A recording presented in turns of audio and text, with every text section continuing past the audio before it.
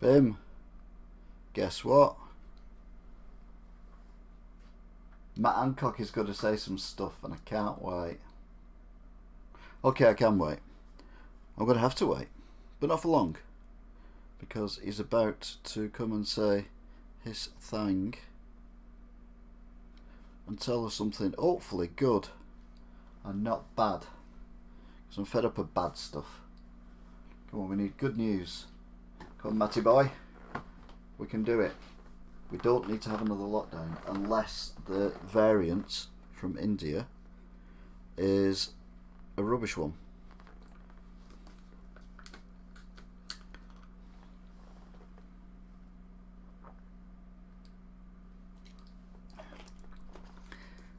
So, don't normally bother with my Hancock, I'll be honest. And it's not Boris, so I can't imagine he's going to say anything too exciting. But we'll keep an eye on it. It's due any minute now.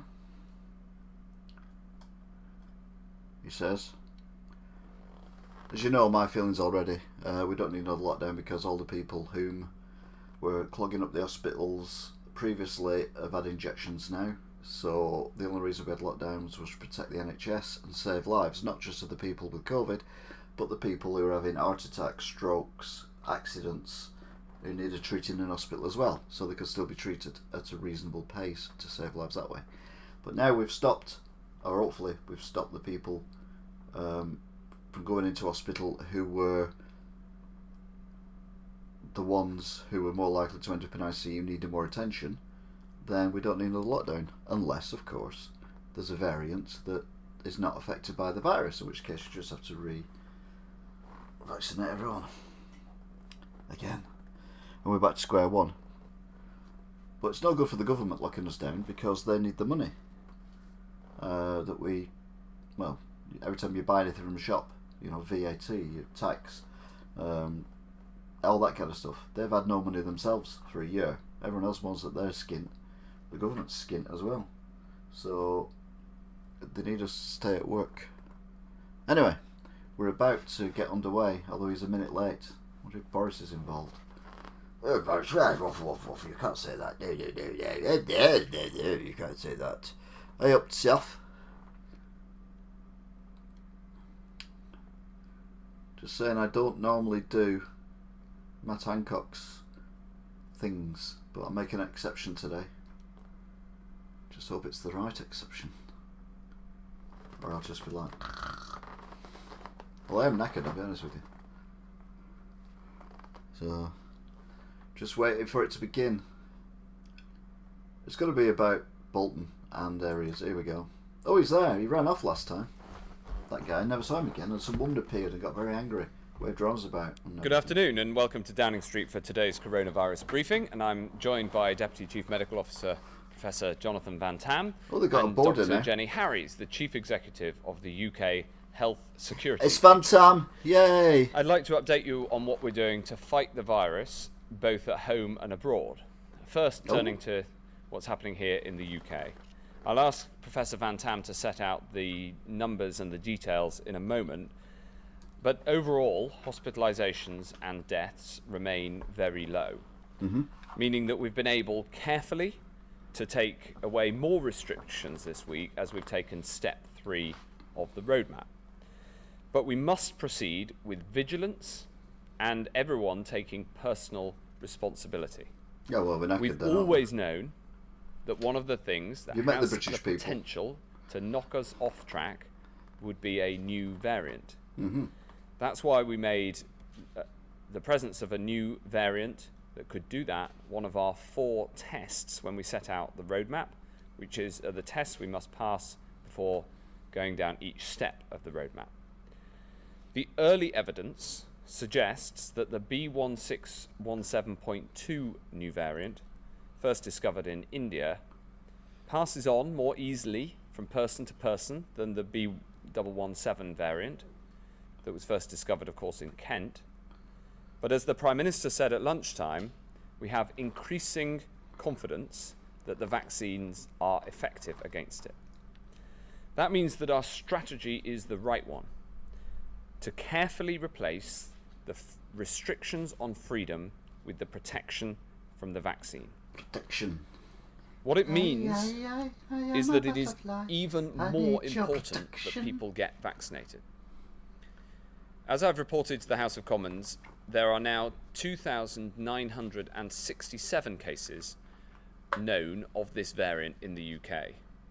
And we are determined to do all that we can to ensure this new variant doesn't put our recovery at risk. Okay. So we've acted fast Yeah. to guard the gains that we've made together. We now have an incredibly sensitive biosecurity surveillance system here in the UK. Mm-hmm. And I'm going to set out a couple of new details about that in a moment. This surveillance system spotted the cases in Bolton and in Blackburn early. And through surge testing and increased vaccinations, we're throwing everything at it there. The weekly case rate in Bolton is now 283 per 100,000, and it's doubled in the last week. There are now 25 people in Bolton Hospital with COVID. The majority are unvaccinated. Nearly 90% have not yet had 2 vaccines. This shows the importance of getting vaccinated, No, it not doesn't. once, but twice. Doesn't. So when you get the call, get the jab. No. Almost 14,000 vaccines have been given in Blackburn and Bolton since Friday, and over 26,000 doses have been given in the last week, the highest weekly total in these areas. We've also surged testing and delivered 75,000 extra tests to these 2 areas. Mm-hmm. And we're using 12 testing sites and a 100-strong team going door to door. But these are not the only areas where we have a cause for concern. Oh. We're seeing other cases where rates are rising and where we need to act fast, as we have in Bolton and Blackburn. We know that this playbook that we're using in Bolton and Blackburn worked in South London against the South African variant, where we had a series of cases of the South African variant, and we brought that under control. And we've used our extensive surveillance system and new techniques to identify the areas we're most concerned about. Right. We, of course, look at the number of cases, we look at But the if you'd have number of put identified variants, India and we look at on the red hospitalizations, and we list, publish all of these data. when we could see it But was we're going now tits also up in able India, to use 2 we further wouldn't need to be doing tools. this now, would we? Mobility data shows travel patterns in different areas, and we look at this in deciding where the virus is at risk of spreading. And next, we also analyse wastewater in 70% of the country, and we can spot the virus and the variants in the water, and that can help us identify communities where there's spread. As a result of all this analysis, we're now surge testing and increasing vaccinations in Bedford, Burnley, Leicester, Kirklees, North Tyneside and Hounslow in London. And we're also supporting the Scottish Government, who are taking similar action in Glasgow and Moray. Glasgow again. What this means in practice is putting in more testing sites, and on vaccinations, making more vaccinations available to everyone who's eligible. And to everyone across the whole country, I'd urge vigilance as we open up, and of course, as soon as you're able to get the jab. No. I To agree with everyone in everything these apart from that areas, bit. Carry on. Please exercise caution, get a test, and as soon as you're eligible, get the jab. No. As we carefully replace this shield of restrictions Yeah. with the sword of the vaccination program Ooh. to give us protection for the long term, He's been talking to JVT, hasn't he? We He's keep using, driving the vaccination program as fast as we can. I'm What's the delighted call to it? say that as of midnight last night, Oh, here we are. 7 out of 10 adults in the UK have now had their first dose. That's 7 in 10 people who have a big degree of protection against the virus. I'm also delighted that almost 4 in 10 have had the extra protection that comes from having 2 doses. And I'd like to show you a chart which puts this into context and shows this protection across the country, and also to help explain why we've taken the decision to change our dosing interval from 12 to 8 weeks for the most vulnerable. This chart shows the proportion of people who've had the jab according to age group. Green bars represent people who've had 1 dose, blue bars represent people who've had 2. And as you can see from the amount of green uptake of the first dose has been phenomenally high, and we followed the strategy of getting first doses to as many people who are vulnerable to COVID as possible, as quickly as possible. And for that, read the over 50s in particular. Now you can see the very, very high uptake rates, and we're incredibly proud of how much people have stepped forward. But there's still a little bit of a gap between the green bars and the 100%. And what the experience of Bolton shows is it's incredibly important that we get vaccination even to the final few percent and encourage that take up.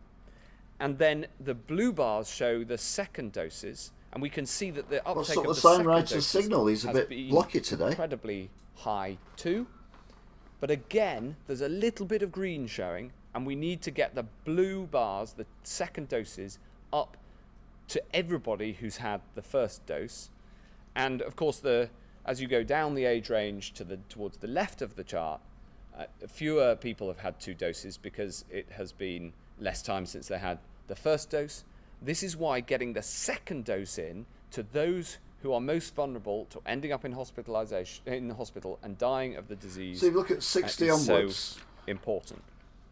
Near everyone's been vaccinated. They're the ones who end up in hospital. To be fair, it's 70 onwards who end up in 12 hospital. weeks between the first 2 doses, unless you've got underlying health issues. Has saved around 12,000 lives. I'd let it go rampant now with the youngsters. Those figures because they don't end up in hospital, but they can get the immune system for it. And crucially, this acceleration You've not missed now of anything, second doses Sarah. for the over 50s, for the most vulnerable, is all about getting the maximum possible protection. Just keeps telling everyone to have the vaccine, and I'm like, no. And while we deliver on the first and the second doses, we're also working on our booster program too. And I just want to update you a little on that. This is all making sure that the vaccines stay ahead of the virus. This includes new vaccines specifically targeted at variants of concern.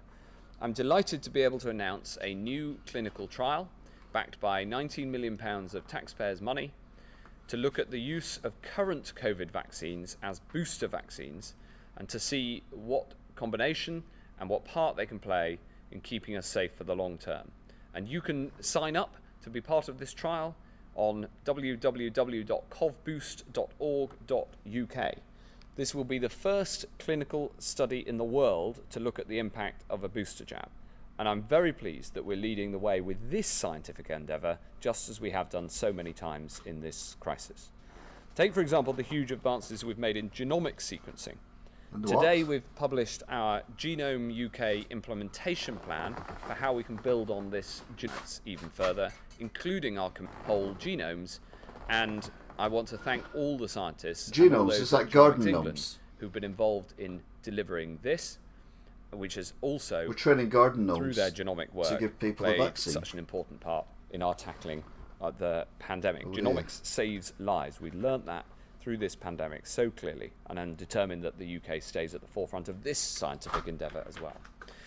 We're not just focused on the effort at home, and so a few words about how we're working to protect people all around the world. It is boring, isn't it? It's got no personality £500 million whatsoever. to COVAX, which has now discovered life-saving COVID-19, delivered life-saving COVID-19 vaccines in 120 countries and territories. But, and I really want to stress this point, over and above our cash commitment, the UK has probably done more than any other nation to help vaccinate the world's poorest. And that's thanks to the gift to the world of the Oxford AstraZeneca vaccine, which is available at cost, no charge for intellectual property. We invested, the British government, Oxford University and AstraZeneca, the three of us, we invested in the research and came together to develop and deliver this vaccine at cost for everyone. And for it context, just makes it sound in terms technical. of the scale of the impact of what we've done here, almost 1.5 billion vaccine doses have now been injected across the world. More than 400 million of them have been the Oxford AstraZeneca vaccine. And in total, the Oxford AstraZeneca vaccine has been now delivered in 160 countries. 2/3 of this 400 million doses, 2/3 have been injected into the arms of people in low and middle income countries, including, for instance, 170 million in India, where they've been obviously so badly affected by this virus. And of the 67 million doses delivered through COVAX, over 65 million of them have been the Oxford AstraZeneca vaccine. This vaccination programme is a vaccination programme for the world using the Oxford AstraZeneca vaccine. It's something every British taxpayer has had a part in supporting. And everyone in this United Kingdom should be incredibly proud of it. Rather than Something changing I could get the rules, sued if it goes wrong. as we got many jabs into arms across the world, we just got on with delivering this at cost without any profit. And I want to thank the team at Oxford and at AstraZeneca for the incredibly progressive and forward-looking approach that they took over a year ago now to set this up. And it is having an impact everywhere. So just as we fight the virus at home, we'll stand side by side with other nations across the world. And I just want to add one more thing. Oh, God. Because if this pandemic has Get taught us JVT anything, on. it's Come taught on. us that our health is intertwined together. Next month, I'll be welcoming health ministers from G7 nations to Oxford, the birthplace of this vaccine that saved so many lives.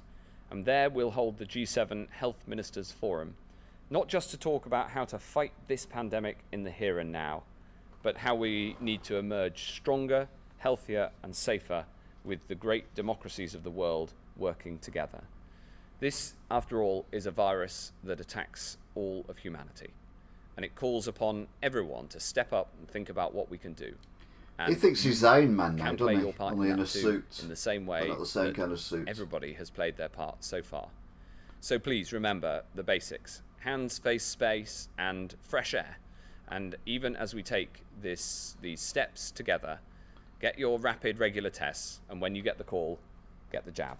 No. I'll now hand over to Professor Van Tam to go through the data. Okay. Thank you, Secretary of State. Good afternoon. The slides today are quick, simple, and thankfully should contain no surprises to anyone. Okay. Let's have the first slide. Here we go. This slide is the number of people testing positive for COVID-19 in the UK. You can see the big winter wave of January and February, and you can see now on the right of the slide that we are in a very low place indeed. The most recent 7-day average is just over 2,000 cases per day, and that trend is absolutely flat. Next Well, it's slide, got a bit of a please. lump at the end, but we'll go with it. There's better news on the number of people in hospital with COVID-19 in the UK, better Right. than flat. Again, you can see that massive peak in January and February, peaking at almost 40,000 people in hospital.